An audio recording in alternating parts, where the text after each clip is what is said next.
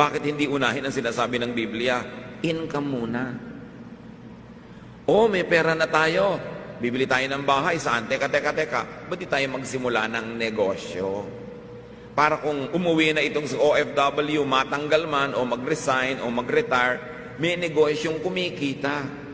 At bakit hindi simula ng negosyo habang nasa abroad pa si kumikita?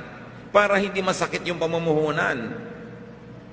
Para kumikita na dito, nagsisimula na, kumikita pa siya ron, pag uwi niya, itutuloy na lang niya yung kumikita ng negosyo. Pero oras na inuna mo, bahay, kotse, TV, PSP, mga cellphone, mga pagkakagastusan, pag nawala ng trabaho bukas, benta lahat yan. Pati mga alahas ni Mrs. isa-isang nahuhubad, nagpupunta sa mga tambunting, o mga Cebuana, diba? Dahil hindi inuna ang income, inuna gastos.